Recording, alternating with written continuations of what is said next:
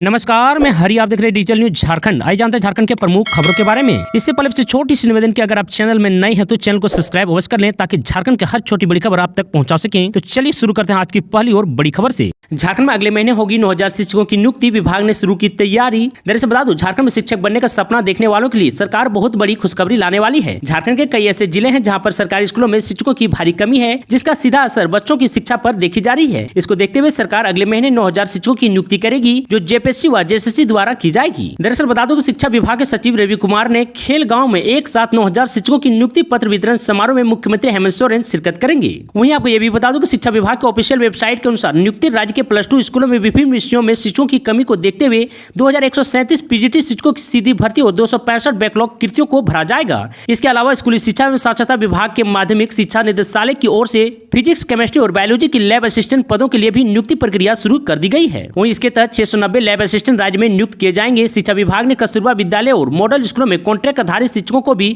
नियुक्त करने की प्रक्रिया शुरू कर दी है। इसके जरिए स्कूलों में करीब 400 शिक्षकों की नियुक्ति होगी और मॉडल विद्यालय में लगभग 2000 शिक्षकों की नियुक्ति के लिए तैयारी कर ली गई है। वहीं आपको बता दूं कि राजकीय +2 स्कूलों में प्राचार्य के खाली पदों को भरने के लिए झारखंड लोक सेवा आयोग को जिम्मेदारी दी गई है। इसके तहत राजकीय बालक एवं बालिका +2 स्कूलों में प्राचार्य के 39 पदों पर सीधी नियुक्ति की जाएगी। पीएम किसान सम्मान निधि योजना में सामने आई बड़ी गड़बड़ी। 1013 लोगों ने गलत तरीके से उठाया लाभ। दरअसल बता दूं, प्रधानमंत्री किसान सम्मान निधि योजना में बड़ी गड़बड़ी के मामले सामने आने लगे हैं। जिले में इनकम टैक्स देने वाले 1013 लोगों ने पीएम किसान का 1.17 करोड़ रुपए का उठाव कर लिया है। अब ऐसे लोगों से राशि वसूली की कार्यवाही शुरू कर दी गई है। बता दूं, अपर समाहर्ता अनिल तिर्की ने सभी सीओ को संबंधित किसानों को अविलंब राशि वसूल करने का निर्देश दिया गया है। साथ ही लाभ लेने वाले किसानों को भौतिक सत्यापन का भी निर्देश दिया गया है ताकि योजना में पारदर्शी बनी रहे। बताया जा रहा है कि इनमें अधिकतर सही मायने में तो किसान है ही नहीं।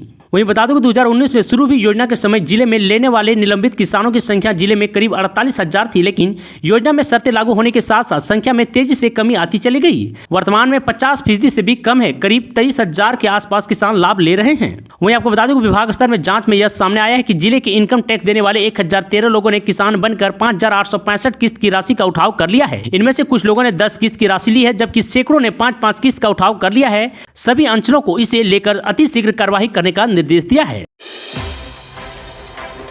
झारखंड मैट्रिक इंटर परीक्षा का रिजल्ट इस दिन होगी जारी। दरअसल बता दूं, झारखंड मैट्रिक इंटर परीक्षा समाप्त होने के बाद कॉपियों की जांच जारी है। परीक्षार्थी के मन में इस समय सबसे बड़ा सवाल उठ रहा है कि रिजल्ट कब प्रकाशित होगा। अब इसे लेकर एक बड़ी अपडेट सामने आ रही है। बता दूं, जानकारी के मुताबिक 10वीं 12वीं साइंस का परीक्षा परिणाम एक साथ जारी होगा, जबकि इंटर, कॉमर्स व आर्ट्स के छात्रों को थोड़ा इंतजार करना होगा। वहीं आपको बता दूं, जेक बोर्ड परीक्षा परिणाम को लेकर जो जानकारी सामने आ रही है उसके मुताबिक झारखंड एकेडमिक काउंसिल मई के अंत या फिर जून के प्रथम सप्ताह में 10वीं और 12वीं साइंस का रिजल्ट जारी करेगा। इसके बाद कला और वाणिज्य के परीक्षार्थियों का रिजल्ट जारी होगा। हालांकि परिणाम को लेकर अभी तक कोई आधिकारिक सूचना प्राप्त नहीं हुई है। झारखंड में आज से एयर एम्बुलेंस की सेवा शुरू। दरअसल बता दूं, राज्य के मुख्यमंत्री हेमंत सोरेन गंभीर रूप से बीमार राज्यवासियों को सौगात देने जा रही है। उनके प्रति संवेदनशील दिखाते हुए मुख्यमंत्री के संज्ञान में आते ही ऐसे गंभीर रूप से बीमार लोगों को सरकार ने बेहतर इलाज हेतु दिल्ली, मुंबई या किसी अन्य जगह भेजने के लिए एयर एम्बुलेंस की सुविधा प्रदान की है।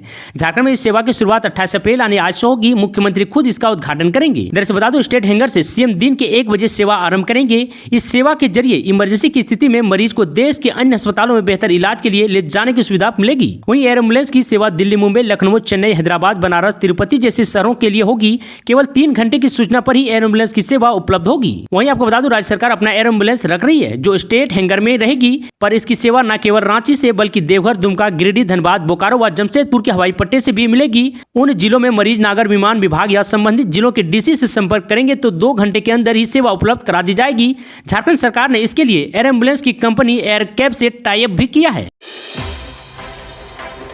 रांची समेत झारखंड के 13 जिलों में वज्रपात के साथ वर्षा का अलर्ट जारी। दरअसल बता दूं, झारखंड की राजधानी रांची समेत 13 जिलों में मौसम विभाग ने वर्षा और वज्रपात का अलर्ट जारी कर दिया है। मौसम केंद्र रांची की ओर से जारी तत्कालीन चेतावनी में कहा गया है कि पाकुड़, साहिबगंज, चतरा, दुमका, पूर्वी सिंहभूम, गोड्डा, गुमला, लातेहार, लोहरदगा, रांची, सरायकेला, खरसवां, सिमडेगा, पश्चिमी सिंहभूम जिले की कुछ हिस्सों में आगामी 1 से 3 घंटे के भीतर हल्की मध्य दर्ज की वर्षा हो सकती है। दरअसल बता दूं, मौसम विभाग ने झारखंड में 30 अप्रैल तक के लिए येलो अलर्ट जारी किया है। इसमें बताया गया है कि 27 अप्रैल से 30 अप्रैल तक झारखंड के कई जिलों में गर्जन और वज्रपात के साथ तेज हवाएं चलेगी। हवा की गति 30 से 40 किलोमीटर प्रति घंटे की होगी। वहीं आपको बता दूं कि भारत मौसम विज्ञान केंद्र रांची स्थित मौसम केंद्र ने बृहस्पतिवार को येलो अलर्ट जारी करते हुए कहा है कि 28 अप्रैल को राज्य के दक्षिणी और इसके निकटतम मध्य भागों में कहीं कहीं गर्जन वज्रपात के साथ तेज हवा चल सकती है। झारखंड के दक्षिणी हिस्से में कोल्हान प्रमंडल के 3 जिले और सिमडेगा आता है। बता दूं कोल्हान प्रमंडल में पूर्वी सिंहभूम, पश्चिमी सिंहभूम और सरायकेला खरसावां जिले आते हैं। इसके अलावा सिमडेगा में वज्रपात और वर्षा अलर्ट मौसम विभाग की ओर से जारी कर दिया गया है।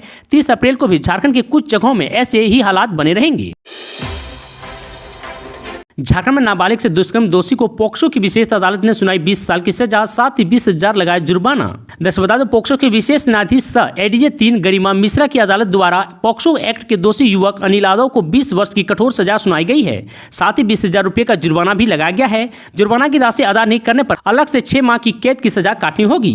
सजा पाने वाला अभियुक्त सरवा थाना के दलदली गाँव की रहने वाला है। दरअसल आपको बता दूं देवघर में नगर थाना में 4 अगस्त 2020 को नाबालिग के पिता के बयान पर मुकदमा दर्ज हुआ था। घटना 3 अगस्त 2020 को नगर थाना क्षेत्र के एक होटल के बेसमेंट में घटी थी। अभियोजन पक्ष से विशेष लोक अभियोजन शिवकांत मंडल ने 8 लोगों की गवाही दिलाई। बचाव पक्ष अधिवक्ता काशी प्रसाद यादव ने पक्ष रखा। महज 32 माह में पीड़ित को मिली न्याय।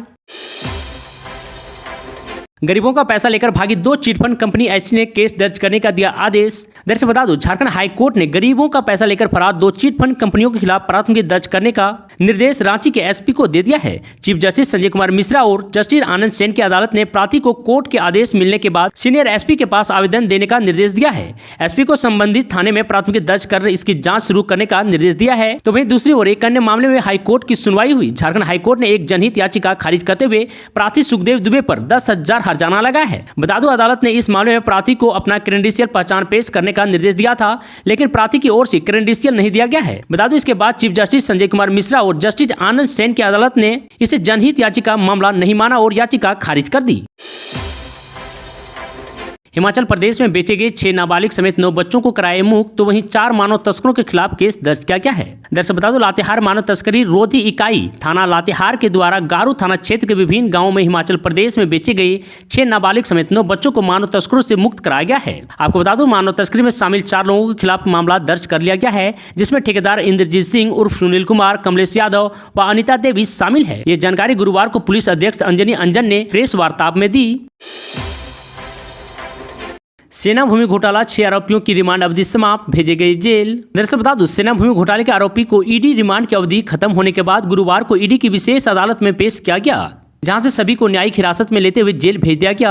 मामले में पूर्व में एक आरोपी फैजल को 24 अप्रैल को जेल भेज दिया गया था। बता दो ईडी ने आरोपियों से 12 दिनों तक अपने कब्जे में लेकर पूछताछ की। पूछताछ में भूमि घोटाले से संबंधित कई महत्वपूर्ण जानकारियां मिली है, उसी के आधार पर आगे की कार्रवाई की जा रही है। बता दो आरोपियों में बड़गाई सीआई भानु प्रताप प्रसाद, जमीन दलाल प्रदीप बागची, अफसर अली, इम्तियाज खान, आला खान और मोहम्मद सद्दाम शामिल है। बता दें कि 4.55 एकड़ जमीन की फर्जी कागजात तैयार कर प्रदीप बागची ने Messrs Jagatbandhu T state private limited को बेच दिया था।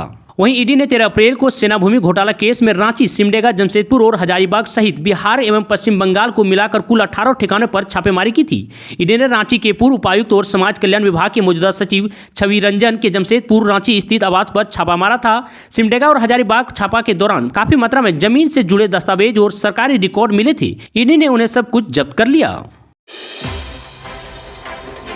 वायरल वीडियो मामले में मंत्री बन्ना गुप्ता और सरयू राय आमने सामने। दरअसल बता दूं सोशल मीडिया पर असली वीडियो वायरल होने के 3 दिन बाद स्वास्थ्य मंत्री बन्ना गुप्ता ने मीडिया के सामने आकर अपनी सफाई दी। डोरंडा स्थित अपने सरकारी आवास पर उन्होंने 35 मिनट तक वायरल वीडियो पर पत्रकारों को सवाल का जवाब देते रहे। साथ ही विधायक सरयू राय पर भी गंभीर आरोप लगाए हैं। उन्होंने कहा कि सरयू राय नैतिकता की बात करते हैं तो उन्हें DNA टेस्ट करवा लेनी चाहिए। श्री गुप्ता ने सरयू राय से सवाल किया कि वह बताएं कि रामचार्य पूजा में उनके साथ कौन बैठ रहा है। श्री गुप्ता ने कहा कि सरयू राय हमारे ऊपर प्राथमिकी व मनी लॉन्ड्रिंग का केस करने की बात कर रहे हैं, बताना चाहिए कि अपने बैंक अकाउंट से किसको पैसा दे रहे हैं। तो वहीं उन्होंने कहा कि कुछ दिनों से मुझे बदनाम करने की सोची समझी साजिश रची जा रही है। पहले 21 सेकंड का मॉर्फ वीडियो जारी किया गया था, अब कहा जा रहा है कि 3 मिनट का और है। आप 3 घंटे का भी जारी कर लो, मेरा कोई बाल भी बांका नहीं कर सकता है। साजिश एक ना एक दिन बेनकाब हो ही जाएगा। उन्होंने कहा कि मेरे मोबाइल का फोरेंसिक जाँच करवा लीजिए, मुझे डर नहीं है, मैं तैयार हूँ।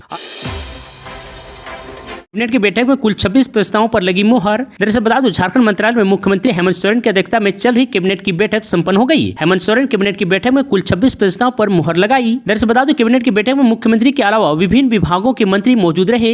हेमंत सरकार ने राज्यकर्मियों को बड़ी सौगात देते हुए महंगाई भत्ता को बढ़ा दिया गया है। महंगाई भत्ते को 34% से बढ़ाकर 42% करने का फैसला लिया गया है। सरकार का यह फैसला 1 जनवरी से लागू कर दिया जाएगा। इसके साथ ही सरकार ने राजकीय अभियंत्र महाविद्यालय में मानदेय में वृद्धि करने का निर्णय लिया है। सरकार ने कमांडर के प्रखंड विकास पदाधिकारी दिलीप तिर्की को आरोप मुक्त कर दिया है। वहीं कार्मिक विभाग में नियुक्ति के लिए प्रपत्र 5 ही मान्य होगा। सरकार ने पारिवारिक पेंशन में भी महंगाई भत्ते में 34% की वृद्धि का फैसला लिया है। हेमंत सोरेन कैबिनेट ने संविदा कर्मियों की राशि में 7वें वेतनमान में अनुरूप बढ़ोतरी की स्वीकृति दे दी है। वहीं आपको यह भी बता दो, झारखंड के स्थानीय नगर निकाय में आम निर्वाचन प्रक्रिया पूरी नहीं होने के कारण राज्य के 34 निकाय के संचालन के लिए प्रशासक की नियुक्ति को सरकार ने स्वीकृति दी है। कैबिनेट ने उद्योग निदेशालय में उद्योग विस्तार पदाधिकारी से संबंधित नियमावली में संशोधन को स्वीकृति दे दी है। इसके साथ ही झारखंड मोटर यान निरीक्षण संवर्ग नियमावली 2023 की भी स्वीकृति मिल गई है। वहीं आपको यह भी बता दो, राज्य से बाहर आपदा या दुर्घटना के शिकार होने वाले श्रमिकों की सहायता राशि में बढ़ोतरी की स्वीकृति देते हुए राज्य सरकार ने 25,000 से बढ़ाकर 50,000 रुपया कर दिया है। वहीं विनोद बिहारी महतो कोयलांचल यूनिवर्सिटी के तहत नवाडी में डिग्री कॉलेज के लिए 25 करोड़ की स्वीकृति सरकार ने दे दी है। वहीं पश्चिम बंगाल के चकतपुर में अनुमंडल न्यायालय के गठन की स्वीकृति के साथ ही सरकार ने झारखंड औषधि नियंत्रण सेवा नियमावली के गठन की भी स्वीकृति दे दी है।